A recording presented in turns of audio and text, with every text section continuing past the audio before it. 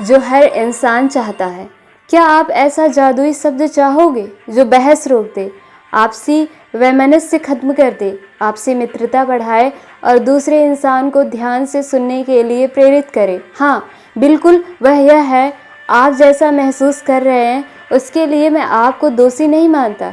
अगर आपकी जगह मैं होता तो मैं भी ऐसा ही महसूस करता। इस तरह का जवाब हद से भी ज़्यादा गुस्सैल इंसान को भी शांत कर देगा और आप इस बात को पूरी सच्चाई से कह सकते हैं, क्योंकि अगर आप दूसरे इंसान की जगह होते तो वैसा ही महसूस करते। अल कपोन का उदाहरण लीजिए।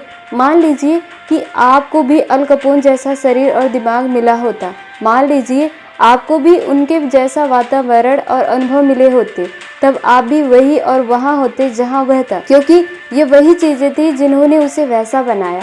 आप एक सांप नहीं हैं। इसका कारण सिर्फ यही है कि आपके माँ बाप सांप नहीं थे।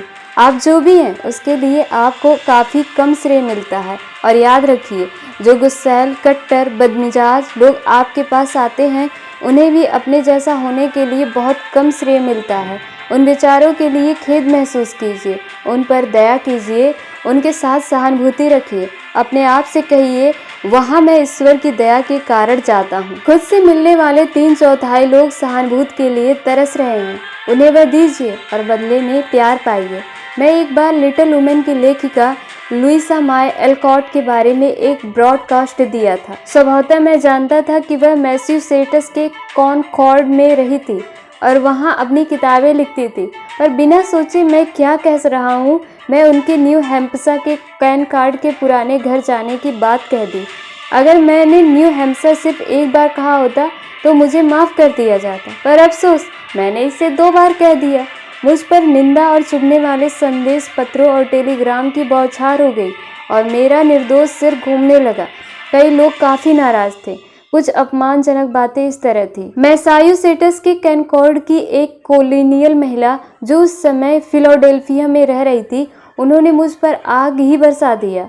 अगर मैंने 20 एल्कॉट को न्यू गिनिया का नरभक्षी बताया होता तो भी मैं उतना नाराज़ नहीं होता। पत्र पढ़ते समय मैंने खुद से कहा, भगवान का शुक्र है मेरी इससे शादी नहीं हुई। मेरा दिल किया कि मैं उससे लिखूं कि भले ही मुझसे भूगोल की गलती हुई है, पर उससे शिष्टाचार में ज़्यादा भारी गलती हुई है। वह तो मेरा शुरुआती वाक्य था। तब मैं अपनी आस्तीन चढ़ाकर उसे यह बताने वाला था कि मैं क्या महसूस कर रहा हूँ, पर मैंने ऐसा नहीं किया। मैंने खुद पर नियंत्रण किया। मैंने महसूस किया कि कोई भी बेवकूफ़ ऐसा कर सकता है और कई बेवकूफ़ ऐसा करते भी हैं। मैं मूर्खों से बेहतर होना चाहता था, इसीलिए मैंने अपनी दुश्मनी को दोस्ती में बदलने का फैसला किया। यह एक तरह की चुनौती होगी, एक तरह का खेल होगा जिसे मैं खेलना चाहूँगा। मैंने खुद से कहा, अगर मैं आपकी जगह होता तो मैं भी उसके जैसा ही महसूस करता। इसलिए मैंने उसके दृष्टिकोण से सहानुभूति रखने का फैसला किया। अगली बार जब मैं फिलाडेल्फिया गया, मैंने उसे फ़ोन किया। हमारी बातचीत कुछ इस तरह हुई। मैं मिसेज अमो, आपने मुझे कुछ सप्ताह पहले पत्र लिखा था, उसके लिए मैं धन्यवाद देना चाहता हूँ। वह सभ्य और सुसंस्कृत अंदाज में किन के साथ बात करने का मेरा सौभाग्य है। मैं आपके लिए अजनबी हूँ। मेरा नाम डेल कार्नेगी है। मैंने कुछ हफ्ते पहले लुइसा माय एल्कॉट पर एक ब्रॉडकास्ट दिया था जो आपने सुना था। मैंने माफ़ी के अयोग्य एक गलती करते हुए कहा था कि वह न्यू हैम्पशायर के कॉनकॉर्ड में रहती थी। यह एक बेवकूफ़ी भरी गलती थी और मैं उसके लिए क्षमा मांगता हूँ। आपने मुझे लिखने के लिए वक्त निकाला, उसके लिए मैं आपकी प्रशंसा करता हूँ। वह मुझे खेद है मिस्टर कार्नेगी कि मैं ऐसा लिखा।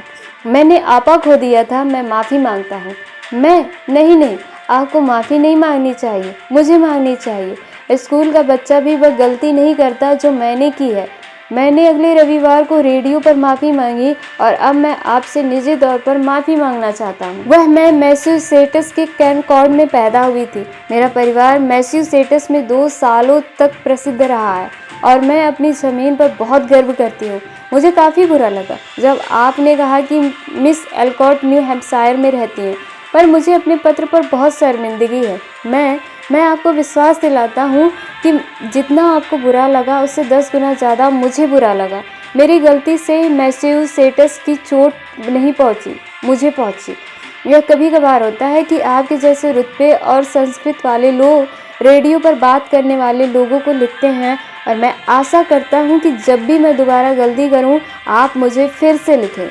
वह आपको पता है कि मुझे बहुत अच्छा लगा जिस तरह आपने अपनी आलोचना को स्वीकार किया। आप एक काफ़ी अच्छे इंसान होंगे। मैं आपको और भी जानना चाहूँगी, इसीलिए क्योंकि मैंने माफ़ी मांगी और उसके नज़रिए के प्रति सहानुभूति दिखाए, उसने भी माफ़ी मांगी और मेरे नज़रिए के प्रति सहानुभूति दिखाने शुरू कर दी। मुझे उनका गुस्सा नियंत्रण करने का संतोष मिला, उसके अपमान के बदले उदारता दिखाने का संतोष मिला। उसे किसी नाली में कूद जाने के लिए बोलने से ज़्यादा मुझे इस बात से आनंद आया कि मैंने उसको मित्र बना लिया। जो भी इंसान व्हाइट हाउस में जाता है उसे मानवीय संबंधों में रोज कांटों का सामना करना पड़ता है। प्रेसिडेंट टॉफ्ट भी इसके अपवाद नहीं थे और उन्होंने अपने अनुभव से तेजाब भरी दुश्मनी को शांत करने का रासायनिक फायदा देखा।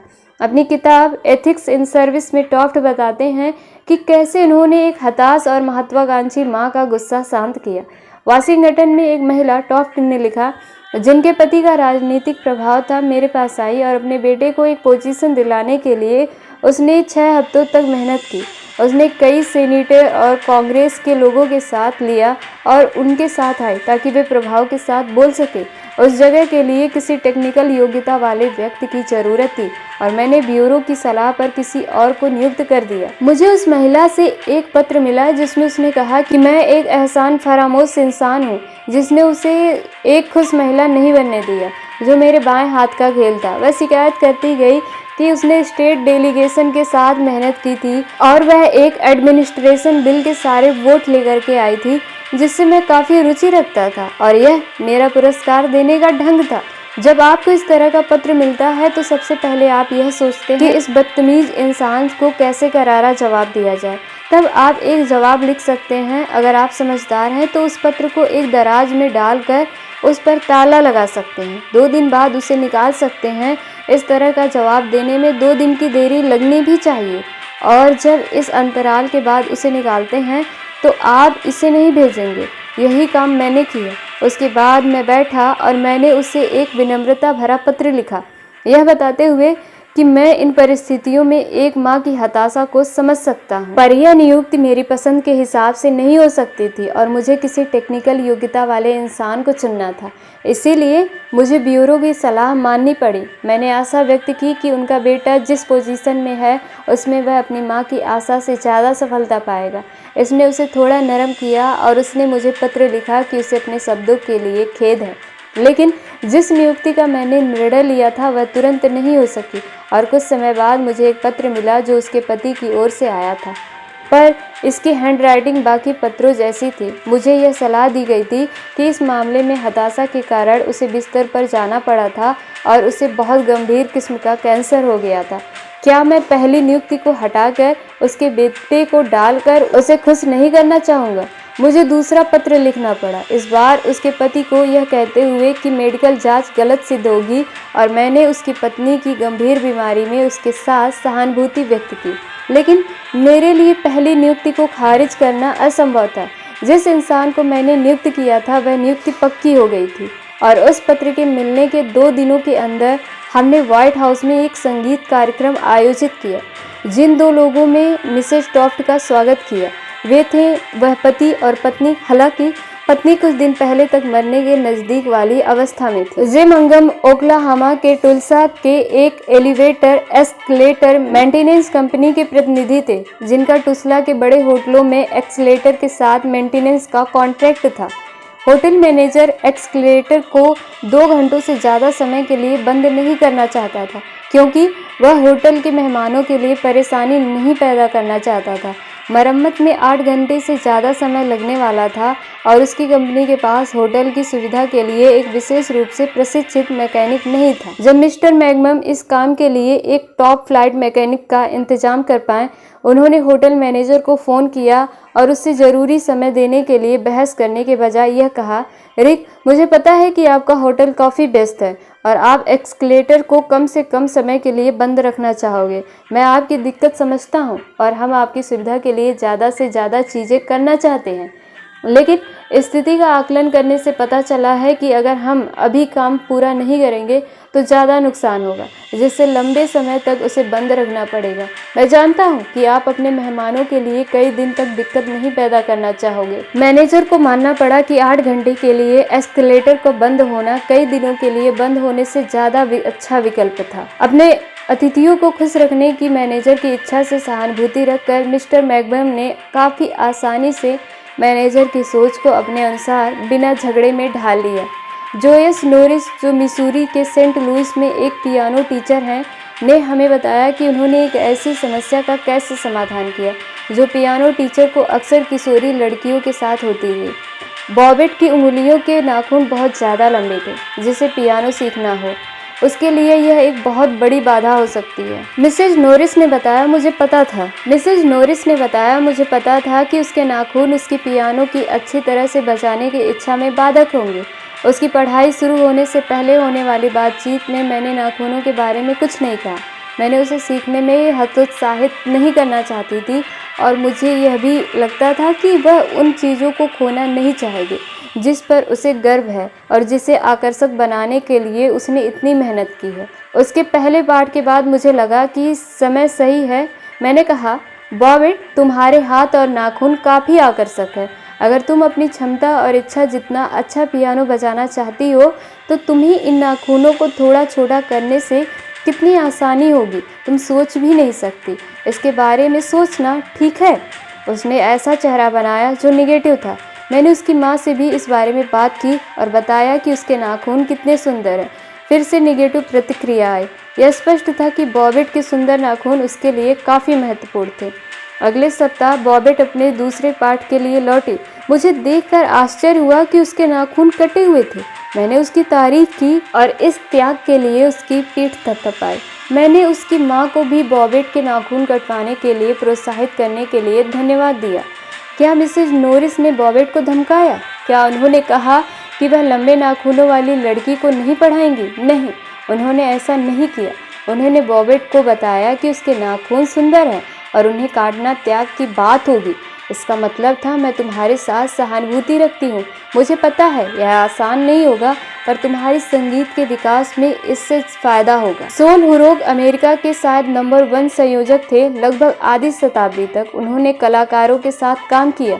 विश्व प्रसिद्ध कलाकार जैसे चार्ली चैपलिन, इसाडोर डंकन और पावलोवा।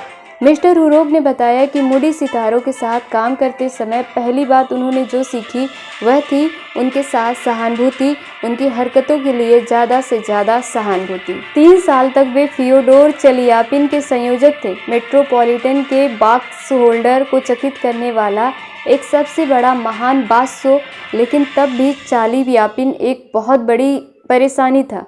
वह बिगड़े बच्चे की तरह बर्ताव करता था। मिस्टर हुरोग के शब्दों में कहें तो वह हर मामले में एक मुसीबत था। उदाहरण के तौर पर चलियापिन मिस्टर हुरोग को उस दिन दोपहर में फ़ोन करता जिस दिन उसे गाना होता और कहता, सोल, मुझे अजीब लग रहा है। मेरा गला कच्चे हैमबर्ग की तरह हो रहा है। मेरे लिए आज रात गाना नामुमकिन होगा। क्या मिस्टर हुरोग उससे बहस करते थे? ओह नहीं, उन्हें पता था कि एक एंट्रप्रेन्योर अपने कलाकारों से ऐसे बर्ताव नहीं कर सकता। इसीलिए वे चलियापिन के होटल जाते, वह भी पूरी सहानुभूति के साथ। कितना बुरा हुआ वे सहानुभूति दिखाते, कितना बुरा हुआ। मेरे बेचारे दोस्त, तुम बिल्कुल नहीं गा सकते। मैं अभी यह प्रोग्राम स्थगित करता हूँ। इससे तुम्हें कुछ $1000 का नुकसान होगा, पर तुम्हारी प्रतिष्ठा की कीमत इससे कहीं ज़्यादा है। फिर चलियापिन आह भरता और कहता, अच्छा होगा अगर आप दिन में थोड़ी देर बाद आओ, 5 बजे आओ, शायद तब तक मैं अच्छा महसूस करने लगूंगा। 5 बजे मिस्टर हुरोग फिर होटल पहुंच जाते, सहानुभूति से भरे हुए। वे फिर उसे प्रोग्राम को स्थगित करने की बात करते और फिर चलियापिन आहें भरकर कहता, अच्छा आप थोड़ी देर बाद आओ, तब तक मैं शायद ठीक हो जाऊं। 7:30 बजे वह महान बादशाह गाने के लिए तैयार हो जाता, इस समझौते के साथ कि मिस्टर हुरोग मेट्रोपॉलिटन के स्टेज पर जाएंगे और कहेंगे कि चालपिन का गला काफ़ी ख़राब था और उसकी आवाज़ अभी ठीक नहीं थी। मिस्टर हुरोग झूठ बोलते और कहते कि वे ऐसा करेंगे क्योंकि उन्हें पता था कि बादशाह को स्टेज पर लाने का यही एक तरीका था।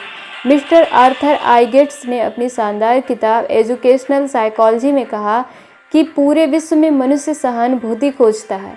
बच्चा अपनी चोट दिखाना चाहता है और कभी खुद पर खरोंच लगा देता है ताकि सहानुभूति पा सके। इसी लक्ष्य के साथ वयस्क भी अपनी चोट दिखाते हैं, अपनी दुर्घटनाओं, बीमारियों के बारे में बताते हैं, खासकर अपने सर्जिकल ऑपरेशन की जानकारी देते हैं।